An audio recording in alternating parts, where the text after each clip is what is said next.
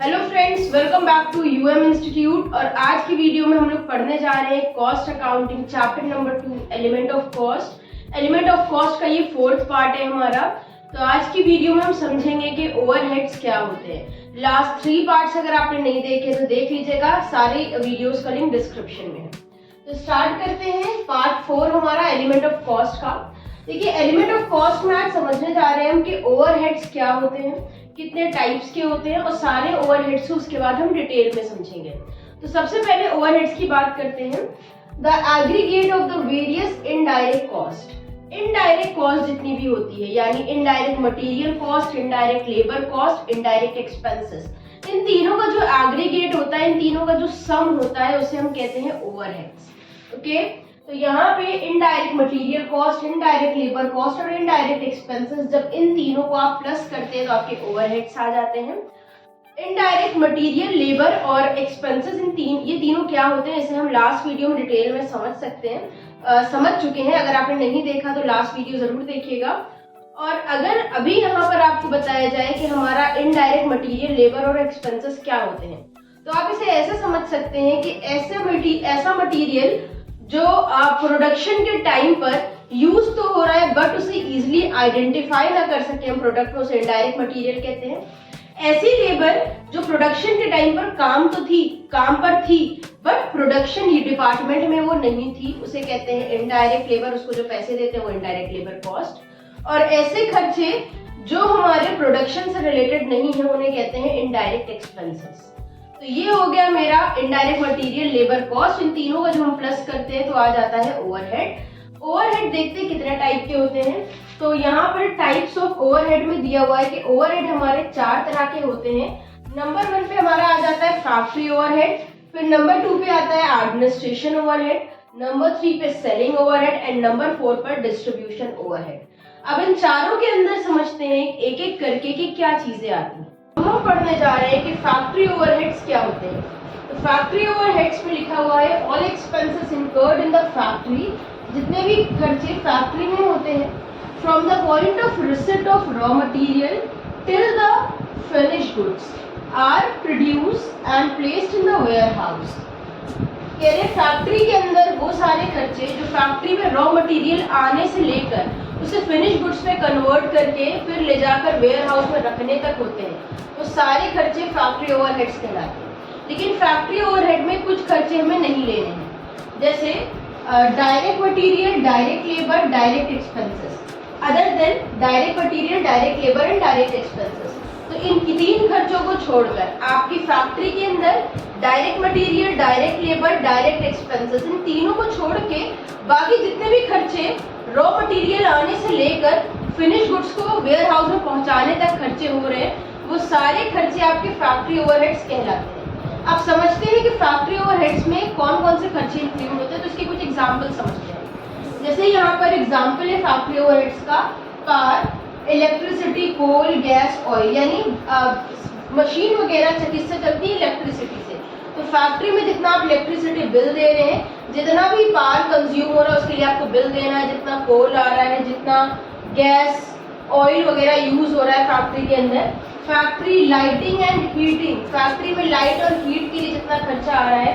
Factory की stationery, factory का rent, rate और इंश्योरेंस, फैक्ट्री के टैक्सेस। इनडायरेक्ट मटेरियल आ जाता है। इनडायरेक्ट मटेरियल जैसे ल्यूब्रिकेंट, ऑयल, थ्रेड, नट। एग्जाम्पल हम लोगों ने पहले लिया था, मान लेते हैं आपकी शूज की फैक्ट्री है, हमारी शूज की फैक्ट्री, शूज बनते हैं वहां पर। तो शूज के लिए रॉ मटेरियल क्या होगा, लेदर, और हमारा फिनिश प्रोडक्ट क्या हो जाएगा, शूज। अब शूज को बनने में मेन प्रोडक्ट हमारा यूज हो रहा है लेदर, तो वो तो डायरेक्ट मटेरियल हो गया, वो यहाँ लेना नहीं है फैक्ट्री ओवरहेड्स में। इनडायरेक्ट मटेरियल क्या होगा, जितने भी हमारे उसमें थ्रेड यूज हो रहे हैं, ठीक है, ये सारी चीजें हमारी जो चीजें दिख नहीं रही है, प्रोडक्ट बनने में यूज हो रही है बट दिख नहीं रही है, वो इनडायरेक्ट मटेरियल है। तो इनडायरेक्ट मटेरियल फैक्ट्री ओवरहेड के अंदर आ जाता है। और nut, bolt etcetera. Indirect wages, indirect wages किसे कहते हैं, ऐसे वर्कर जो प्रोडक्शन के टाइम पर फैक्ट्री में मौजूद थे बट वो प्रोडक्शन का काम नहीं कर रहे थे, शूज बनाने का काम नहीं कर रहे थे, तो वो ऐसे वर्कर को जो हम पैसे दे रहे हैं उसे इनडायरेक्ट वेजेस कहते हैं। जैसे सुपरवाइजर की सैलरी दे दी, क्लीनर की सैलरी दे दी, जो वॉचमैन गेट पर बैठा हुआ है उसकी सैलरी, ये सब इनडायरेक्ट वेजेस कहलाती है, फैक्ट्री ओवरहेड में जुड़ती है ये। 7 over time wages and idle time wages. Factory में अगर कोई वर्कर ओवर टाइम कर रहा है तो उसकी वेजेस भी फैक्ट्री ओवरहेड में आ जाती है, या अगर किसी वर्कर का आइडल टाइम है तो वो भी हमें यहीं से डिडक्ट करना होता है, तो दोनों यहीं पर हम इंक्लूड कर लेते हैं। Then repair maintenance and depreciation of on factory building plant and machine equipment, यानी फैक्ट्री की बिल्डिंग से लेकर फैक्ट्री में लगी मशीन तक अगर आप रिपेयर करा रहे हैं, उस पर मेंटेनेंस करा रहे हैं या आप उस पर डेप्रिसिएशन चार्ज कर रहे हैं, तो वो रिपेयर मेंटेनेंस डेप्रिसिएशन अगर फैक्ट्री की बिल्डिंग या फैक्ट्री की असेट से रिलेटेड है तो वो फैक्ट्री ओवरहेड में आ जाएगा। Next municipal tax in respect of factory, अगर आप फैक्ट्री से रिलेटेड टैक्सेस पे कर रहे हैं तो वो भी आपके फैक्ट्री ओवरहेड्स में इंक्लूड हो जाते हैं। ध्यान रखना है कि फैक्ट्री ओवरहेड में डायरेक्ट मटेरियल लेबर एक्सपेंसेस छोड़कर बाकी वो सारे खर्चे जो मटेरियल के आने से लेकर फिनिश प्रोडक्ट वेयर हाउस में पहुंचने तक होते हैं वो सब फैक्ट्री ओवरहेड होते हैं, और इन कुछ खर्चों को ध्यान रखना है जो फैक्ट्री ओवरहेड में इंक्लूड करे जाते हैं। आप समझते हैं कि हमारे ऑफिस ओवरहेड क्या होते हैं, तो अब हम समझते हैं कि ऑफिस ओवरहेड्स क्या होते हैं। ऑफिस ओवरहेड्स को हम एडमिनिस्ट्रेशन ओवरहेड भी कहते हैं, एडमिनिस्ट्रेटिव ओवरहेड्स भी कहते हैं। देखते हैं इसमें क्या क्या आता है। तो expenses incurred in formulating policies, planning and controlling, यानी जितनी भी ऑफिस में पॉलिसीज बनाई जाती हैं, जितनी भी प्लानिंग करी जाती है बिजनेस से रिलेटेड, और बिजनेस पे कंट्रोल रखने के लिए कौन सी टेक्निक यूज करें, ये सारे काम हम जहाँ पर कर रहे हैं या उससे रिलेटेड जो खर्चे हम कर रहे हैं वो सारी चीजें हमारी ऑफिस ओवरहेड्स के अंदर आती हैं।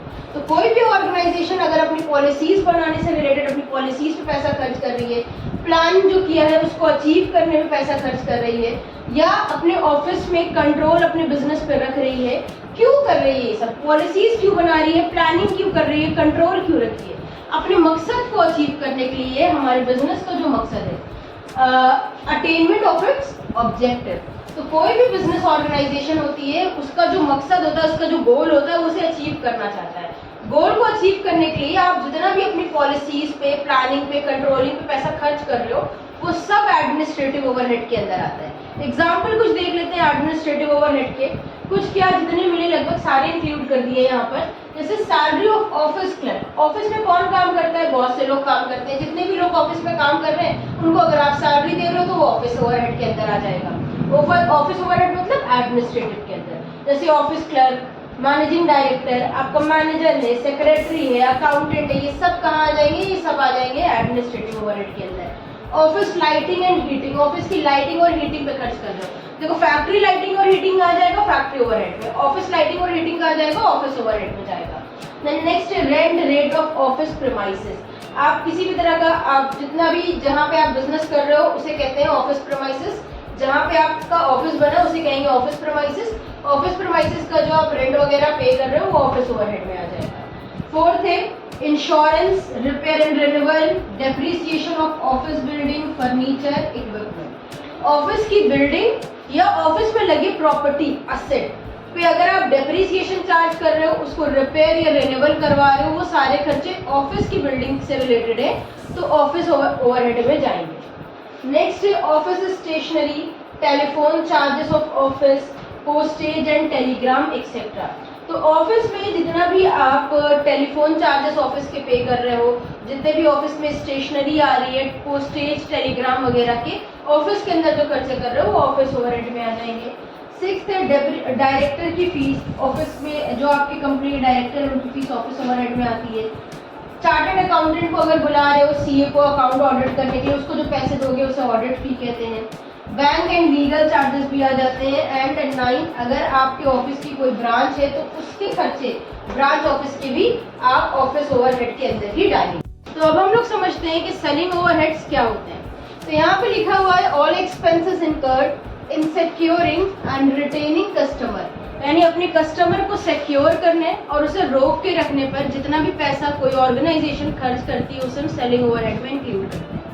और दूसरे अल्फाजों में से समझने की कोशिश करते हैं, expenses incurred by selling division for promoting sale, यानी किसी भी ऑर्गेनाइजेशन में बहुत सारे डिपार्टमेंट होते हैं, प्रोडक्शन डिवीजन होता है, इसी तरह से ऑफिस डिवीजन होता है और सेलिंग डिवीजन भी होता है। तो सेलिंग डिवीजन में प्रोडक्ट को सेल करने से रिलेटेड फैसले लिए जाते हैं, उस पर काम होता है। तो सेलिंग डिवीजन में जितना भी हम पैसा खर्च कर रहे हैं अपनी सेल्स को प्रमोट करने में, उसे हम सेलिंग ओवरहेड में इंक्लूड करते हैं। तो हम देखते हैं कि सेलिंग ओवरहेड्स में क्या क्या एग्जाम्पल होते हैं। इसके एग्जाम्पल्स में देखते हैं क्या इंक्लूड होता है। जैसे फर्स्ट नंबर पर है सैलरीज ऑफ सेल्स मैनेजर या सेल्समैन। तो आपके यहाँ जितने भी सेल्समैन है उनको आप सैलरी भी देते हो, कमीशन भी देते हो, वो सेलिंग ओवरहेड में आते हैं। या सेल्स का जो मैनेजर रखा है उसकी जो सैलरी दे रहे हो वो भी सेल्स ओवरहेड में आती है। सेलिंग कमीशन, बहुत से ऐसे लोग होते हैं जिन्हें हम सेलिंग डिवीजन में कमीशन बेसिस पर रखते हैं। जैसे कि हमारा जो सेल्स डिस्ट्रीब्यूटर है, सेल्समैन है, एजेंट है। जो सेल्समैन होते हैं उन्हें हम कमीशन बेसिस पे भी रख सकते हैं, सैलरी बेसिस पे भी रख सकते हैं। तो जितने भी लोगों को आपके जो डिस्ट्रीब्यूटर हैं, सेल्समैन है, अगर आप उनको कमीशन पे कर रहे हो या सैलरी पे कर रहे हो वो सेलिंग ओवरहेड में जाता है। देन ट्रेनिंग टू सेल्समैन, बहुत सी ऑर्गेनाइजेशन में सेल्समैन को पहले सेल्स से रिलेटेड ट्रेनिंग दी जाती है, उसके बाद ज्वाइनिंग करी जाती है। तो ट्रेनिंग पे जितना खर्च कर रहे हैं वो भी यहीं पे आ जाएगा। एडवर्टीजमेंट कॉस्ट ऑफ सैंपल या फ्री गिफ्ट, हम लोग जितना भी एड पर पैसा खर्च करते हैं, अपने फ्री में सैंपल्स डिस्ट्रीब्यूट करते हैं या फ्री में गिफ्ट बांटते हैं स्पेशल ओकेजन्स पर ताकि हमारा प्रोडक्ट लोगों तक पहुंच सके, इसे भी हम कहते हैं यहाँ पे सेलिंग ओवरहेड। इसी तरह से आपको अगर याद हो तो कितना फ्री गिफ्ट के तौर पे जियो के सिम्स बांटे गए थे फ्री में, तो वो क्या था, एक तरह का एडवर्टीजमेंट था जिससे उनकी सेल्स प्रमोट हुई और आज के टाइम पर हर घर में जियो आपको मिल जाएगा। देन नेक्स्ट है cost of catalogue, price list, कि आपने अपनी कैटलॉग बनवाने में, अपनी प्राइस लिस्ट बनाने में जो पैसा खर्च कर दिया। मार्केट में रिसर्च करते हैं हम लोग कि हम कौन सा प्रोडक्ट ज्यादा बिकेगा, कौन से प्रोडक्ट की हमें प्रोडक्शन कम करना पड़ेगा। सेल्स ऑफिस एक्सपेंसेस और बैड डेट जितने भी होते हैं वो सेलिंग एक्सपेंसेस में राइट ऑफ करे जाते हैं। ये मेरे सेलिंग ओवरहेड हो गया और इसके ये सारी चीजें अगर आपको कुछ भी मिले तो वो सेलिंग ओवरहेड में इंक्लूड होती है, इसे याद रखना होगा। लास्ट होता है डिस्ट्रीब्यूशन ओवरहेड, इसे भी समझ लेते हैं। डिस्ट्रीब्यूशन ओवरहेड क्या होता है, all expenses incurred in handling the product from the time they are placed in the warehouse till they reach their destination. Warehouse में प्रोडक्शन के बाद सामान वेयरहाउस में लाके रखने से लेकर उसे संभालना और उसे बेचने तक का या उसके डेस्टिनेशन तक, शॉप तक डिलीवर करने का जो पूरा प्रोसेस होता है वो वहाँ पे जो भी खर्चे होते हैं वो डिस्ट्रीब्यूशन ओवरहेड में जाते हैं। जैसे हम लोगों ने इससे पहले बताया था कि मान लेते हैं मेरा शूज का बिजनेस है, हम लेदर के शूज मैन्युफैक्चर करते हैं। तो लेदर से शूज बनने के बाद कहाँ जाएंगे, वेयर हाउस में जाएंगे। तो वेयर हाउस में जैसे ही वो शूज पहुंच गए, वहां से लेकर उसको जहां तक हमें डिलीवर करना है, जिसको भी डिलीवर करना है, भले डिस्ट्रीब्यूटर को देना है या हमें रिटेल शॉप में देना है, तो वेयर हाउस में रखे सामान को जितने दिन वो वेयर हाउस में रखा रहा उसका खर्चा लेकर उसे डिलीवर करने तक की जो एक्सपेंसेस होते हैं वो सब हमारे डिस्ट्रीब्यूशन ओवरहेड में आ जाते हैं। इनमें देखते हैं कौन कौन से एग्जाम्पल होते हैं। जैसे पैकिंग चार्जेस, लोडिंग चार्जेस, आप शूज को पैक कर रहे हो और उसे लोडर पे लोड कर रहे हो, वो डिस्ट्रीब्यूशन ओवरहेड में आ जाएगा। Then warehouse rent, insurance, lighting, repair, depreciation, जितना भी वेयर हाउस का खर्चा है, भले ही वेयर हाउस का आप किराया दे रहे हो, वेयर हाउस पे डेप्रिसिएशन चार्ज कर रहे हो, वेयर हाउस में जितनी लाइट्स लगी हुई हैं, वेयर हाउस में रिपेयर्स करा रहे हो, वेयर हाउस के सारे खर्चे आपके डिस्ट्रीब्यूशन ओवरहेड में जाते हैं। तो ट्रांसपोर्ट चार्जेस, अगर आप अपनी ट्रक वगैरह से सामान को डिलीवर कर रहे हो तो ट्रांसपोर्ट चार्जेस भी डिस्ट्रीब्यूशन में आते हैं। सैलरी ऑफ ड्राइवर, अगर आपके ट्रक वगैरह है या आपकी डिलीवरी वैन है तो उसमें ड्राइवर भी आपके होंगे, तो जितनी उनको ड्राइवर को सैलरी दे रहे हो। Repairs and depreciation on delivery van, आपके पास अगर डिलीवरी वैन है तो उनको रिपेयर्स कराना पड़ेगा या उन पर डेप्रिसिएशन चार्ज करना पड़ेगा, उसका खर्चा। और लास्ट डैमेज इन ट्रांजिट, रास्ते में अगर आपके गुड्स डैमेज हो गया तो वो भी सारे खर्चे डैमेज गुड्स पे जो होते हैं रिपेयर कराने पे वो डिस्ट्रीब्यूशन ओवरहेड में जाते हैं। तो आज की वीडियो में हम लोगों ने ओवरहेड समझे। ओवरहेड्स 4 टाइप्स के होते हैं, चारों हम लोगों ने समझ लिए हैं। तो आज हम लोगों को जो वीडियो में ओवरहेड समझा है, उम्मीद है आपको समझ में आया होगा। वीडियो अगर पसंद आई हो तो इसे लाइक करिएगा और अपने फ्रेंड्स के साथ शेयर करिएगा। पसंद ना आई हो तो कमेंट में बताइएगा कि हम अपनी वीडियो में क्या इंप्रूवमेंट कर सकते हैं। कमेंट में बताइएगा। अगर किसी टॉपिक में डाउट हो, चैनल पे नए हो तो सब्सक्राइब कर दिए, इंस्टाग्राम पे फॉलो नहीं किया तो अभी तक फॉलो कर लीजिए। फिर मिलते हैं एक नई वीडियो के साथ। हमारे साथ जुड़े रहने के लिए और वीडियोस को देखते रहने के लिए थैंक यू।